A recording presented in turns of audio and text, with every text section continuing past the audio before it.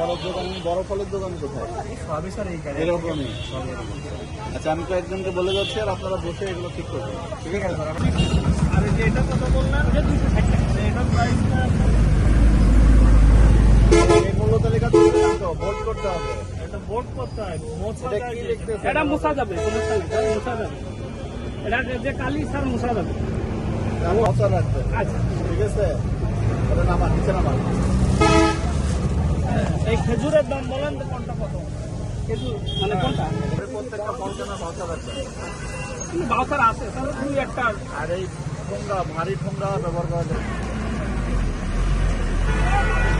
এটা এই মিটারের এই জায়গাটা পরিষ্কার রাখতে হয়। হ্যাঁ, আর আমাদের এই জায়গাটা না না না, এটা আপনার কাস্টমার দেখবে। না, কতই দাম দিচ্ছে না। আপনি এটা দরকার হলে একটু বসতে বসুন। কি করে বসান? কাস্টমারকে দেখতে দিতে হবে।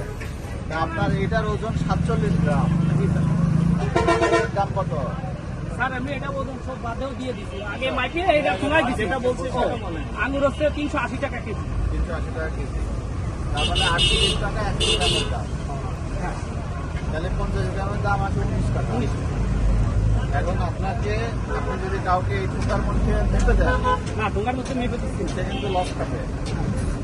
এই ঠোঙ্গাগুলো বাদ দিবেন, ঠিক আছে? এই ঠোঙ্গাগুলো বাদ দিয়ে 5টা ঠোঙ্গা আপনার ব্যবহার করবেন। সে পাতলা ঢুকে 1 কেজি মাল যায় না স্যার, 1 কেজি মাল যায় না, হাফ কেজি। তাহলে এটা আপনি জিরো করে নিতে হবে। সেটা করে নিচ্ছি স্যার, দেখেন এই যে এটা পাইপে দেখেন, ঠিক আছে, কালকে ওজন এই যে হাফ কেজি নাই, এই যে হচ্ছে আপনার 30 গ্রাম।